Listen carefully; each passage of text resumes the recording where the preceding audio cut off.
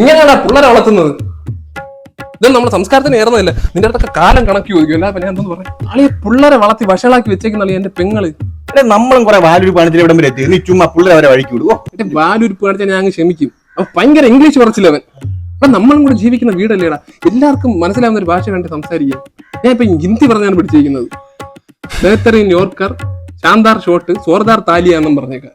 നീ അത് പറയാനേ വീട്ടിൽ ഇത് തന്നെ പ്രശ്നം. ചേച്ചിയുടെ ചെറുക്കൻ അവൻ ഇംഗ്ലീഷേ പറയൂ. പെപ്പാപ്പിഗ് കാണുക, പെപ്പാപ്പിഗ്. അതുകൊണ്ടാണ് എവിടെയും പ്രശ്നം. ആ പന്നി ഉണ്ടല്ലോ, പെപ്പാപ്പിഗ് പന്നി. ഒറ്റ വഴിയേ ഉള്ളൂ ഞാൻ നോക്കിയിട്ട്. എന്താടാ വീട്ടിൽ എല്ലാരും ഇറങ്ങി കഴിഞ്ഞിട്ട് നമുക്ക് വരുന്ന പെപ്പാപ്പിഗ് കാണാം.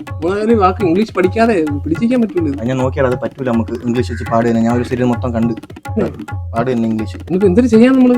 നമുക്ക് ഒരു കാര്യം ചെയ്യാം. നീ നിന്റെ പെങ്ങളടുത്ത് പറ, പിള്ളേരെ മണ്ണിലോട്ട് ഇറക്കി വിടാൻ പറ. അതായത് മണ്ണിൽ കളിച്ച് വളരാൻ പറ. അപ്പം ഇവരെ ഇമ്മ്യൂണിറ്റി കൂടും, മനസ്സിലൊരു നൈർമല്യം വരും, നൈസർഗികമായിട്ട് വരും. മണ്ണിൽ കളിക്കാൻ നല്ലതാണത്. ഒസാമ ബിൻ ലാദനൊക്കെ മണ്ണിൽ കളിച്ചാണ് വളർന്നത്. മണ്ണിന്റെ അടിയിലാണ് താമസിച്ചത്. വീരപ്പൻ ഇഷ്ടം പോലെ കാട്ടിൽ മണ്ണിൽ കളിച്ചിട്ടുണ്ട്. ഇല്ല മണ്ണ് വേണ്ട, മണ്ണിൽ കളിക്കണ്ട. മണ്ണ് വേണ്ട. പിന്നെ ഒരു പരിഹാരം പറ. പരിഹാരം നമുക്കേ പിള്ളേരെ ഹിന്ദിയിലോട്ട് തെളിച്ചു വിട്ടാല് പെപ്പാപ്പിക്കിന്റെ ഹിന്ദി ഡബ് കാണും. അതാകുമ്പോ രവിശാസ്ത്രിക്ക് പറഞ്ഞ കുറെ വാക്കുകൾ കൊണ്ട് നമുക്ക് പിടിച്ചു നിൽക്കാം. പിന്നെ ഇവിടെ ബംഗാളികളൊക്കെ ഇപ്പൊ നമ്മള് സ്ഥിരം കേൾക്കുന്നില്ലേ ഹിന്ദി, അപ്പൊ ഹിന്ദി പിടിക്കാൻ പറ്റും. കുറച്ചുകൂടെ പെങ്ങളടുത്ത് പോയി പറയാം. ബഹൻ പാലക്കാട് സേ ഹോക്കർ എറണാകുളം തക് ജാനെ വാലെ ഹം ആപ്കെ ഹേ കോൻ.